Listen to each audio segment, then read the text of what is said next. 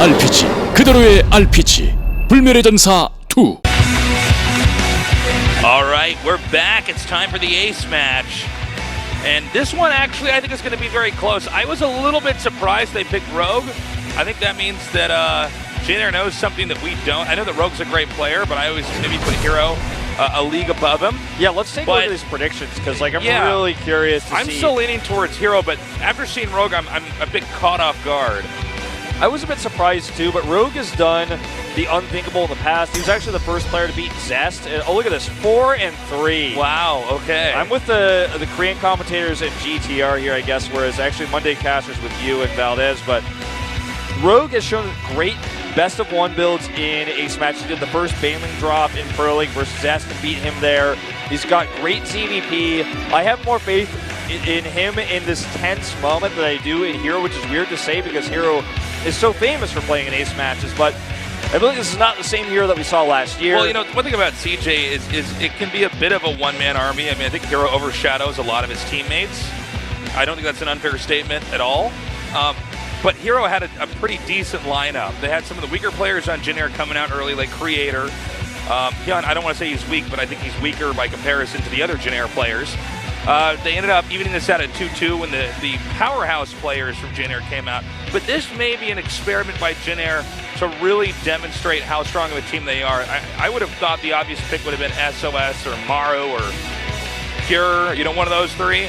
I would put Rogue right at like rank 4, but maybe they're really giving Rogue an opportunity to put the pressure on him and outmaneuver herO. And Rogue has had some very good disarming builds in this matchup that herO might not have the same kind of practice against. Yeah. Keep in mind the Protoss Rogue gets to practice against are pretty good. All right, looks like our game's lit up. Let's do this. The final match, the ace match, herO against Rogue, to see who wins tonight's Pro League 2016.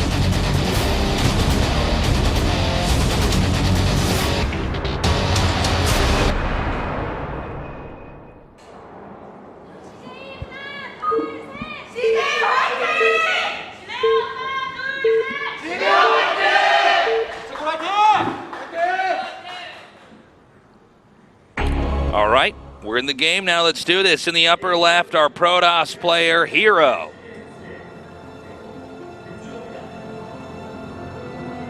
And in the bottom right, in the green from Jin it's Rogue. All coming down to this one game. The winner here wins it all for their team. Jin currently ranked number 1. CJ at the bottom of the totem pole here. Yeah, a win for Jin would put them at 6-0 and plus 12. They already secured first place, as I mentioned many times tonight. But this would just be a big pride thing and a big win for Rogue.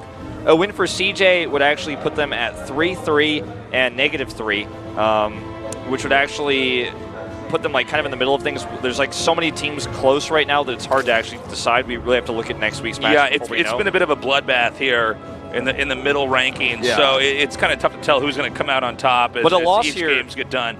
A loss here will basically make it nearly impossible to make it. Yeah, they should be knocked into oblivion. CJ is if they lose here. So this is a lot of pressure here for herO. Now, about a month ago, we saw Rogue having a lot of very not clutch games. I mean, he was choking pretty hard. But I'm assuming he's worked through that, or Jin would not be putting him out here. I think this is, in a sense, a test.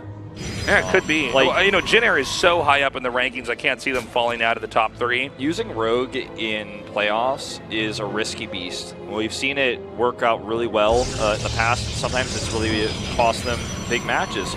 Their match versus CJ in round 2 last year in the finals was a Rogue came out and choked it. And we've seen this in the past from sometimes he has these moments where he just messes up when the pressure is at its highest.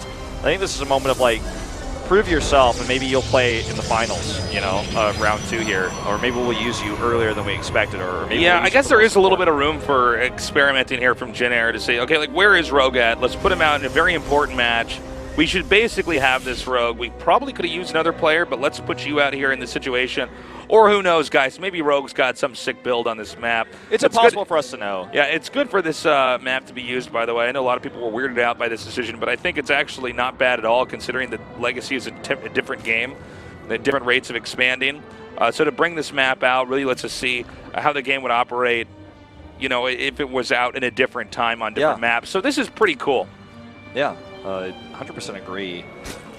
Well, nothing really out of the ordinary just yet. Rogue's taking a third. He's getting a link speed. He's moving his Overlord into position, but that doesn't mean anything. As you know, this is just a normal scouting pattern here. Ooh, and some slick micro there to try to secure that probe kill. Not going to happen yet, but should happen with a few more turns of that probe. Now, we got the Twilight Council coming here. We may be seeing some kind of timing here. We're going to have to wait and let the game go on for a little bit longer. One fundamental fact about this map is that the Zerg can be hit from a lot of different angles. The Protoss as well, but it's usually Protoss that gets to hit Zerg first.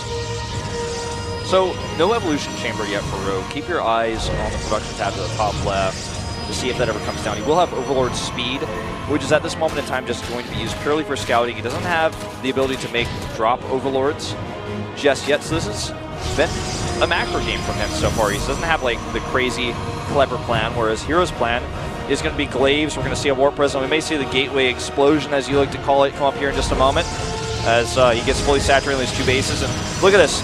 Scouted at the worst possible moment, seeing the Glaives, the Gateways, the Robo. And he's even just going to make it in his face. Roach Warren comes down immediately as Rogue's like, okay, well, this is a Adept push, obviously. Yeah. Like, it's so obvious. Now, is this too standard? And he sees the other gateways as well, so I believe he sees this is going to be 7 gates total here.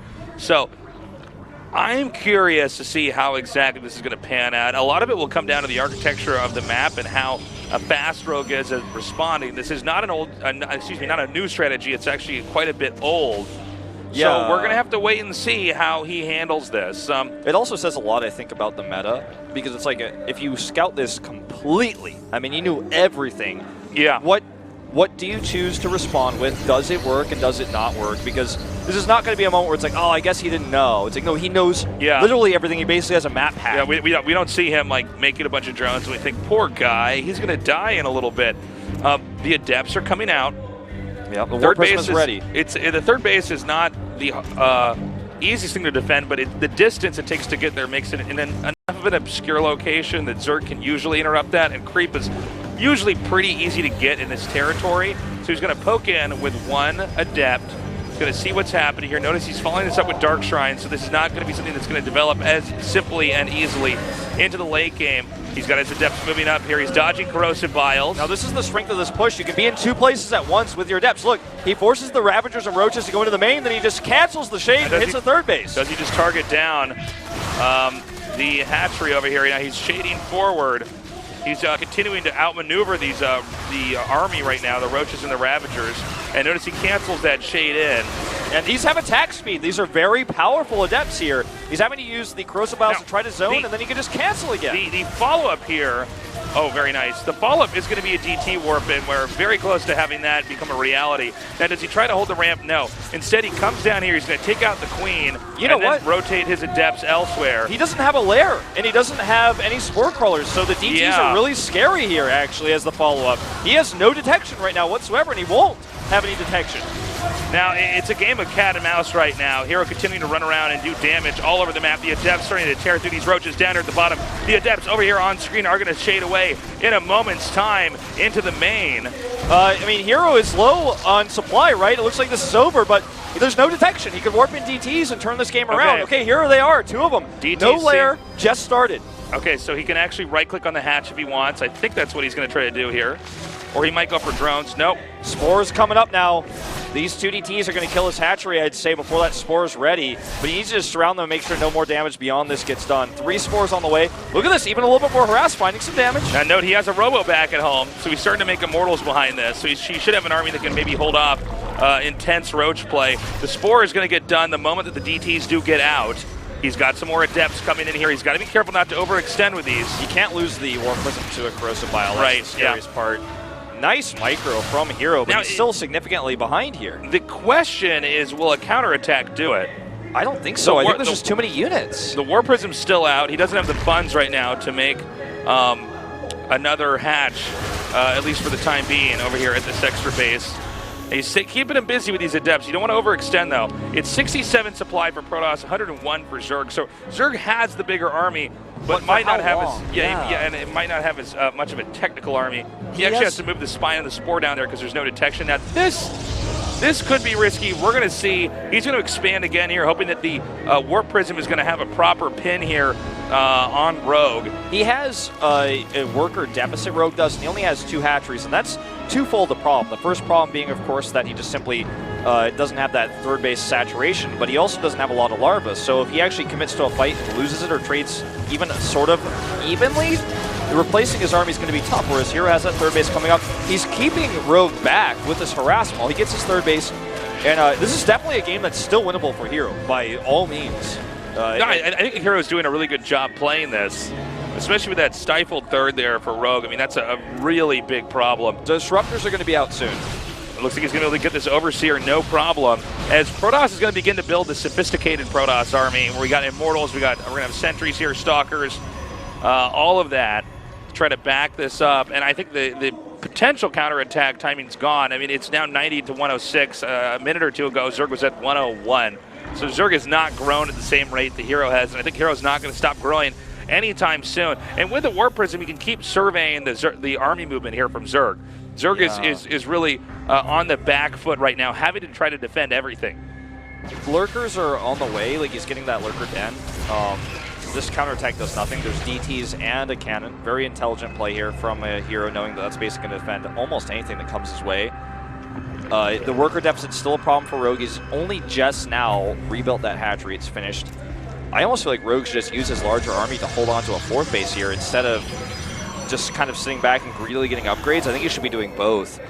Well, I think what he might be doing is, because he's been so injured in this game, he might just try to gear up, do a big timing attack, and hope that he can balance this out, because I think to play a normal game from here, herO's always ahead, right?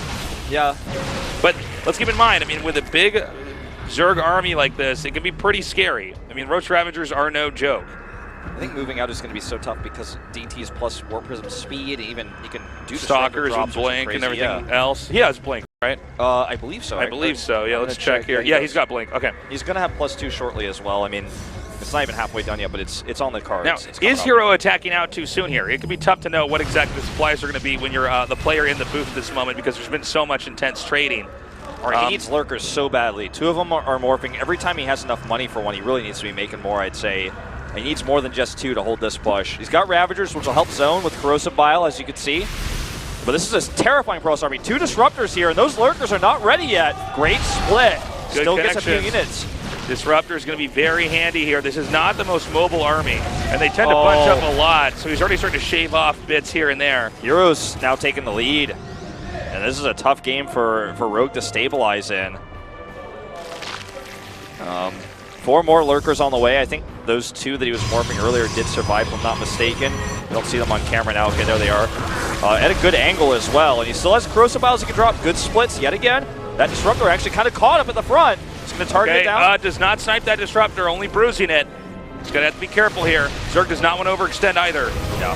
Oh, he's really wants those Biles, but good micro from herO as well. He's kept the Warp Prism safe for the time being. There's also a spotting Stalker over here to take out any drone. Doesn't look like there was a drone sent there just yet, but Rogue was privy to that information. Now the Lurkers down here, they're still going to have a tough time against the Disruptors. Oh my God, especially when they're bunched up like this. Yeah. 2 go down instantly. Perfect play. All right, here we go again. No! Beautifully done. Cutting that Lurker count in half. He's continuing to warp in here. He's got a very good push position here. With his high ground edge here, he can keep chucking Disruptors down there. I think this is almost checkmate. I mean, he's got a 4th base, which, by the way, makes 5 cannons before he takes, just to be, like, insanely safe. Yeah. I think he's got this one in the bag, Tasteless. I think he does. Almost taking out that Lurker there. 2 Disruptor hits is the nail in the coffin for Lurkers. He's actually got the Lurker spread a little bit better out here. He does grab 1 Disruptor, but with 2 at a time coming out, he needs more than that. Now, he's got an Oracle here, too, in case he wants to try tagging the army.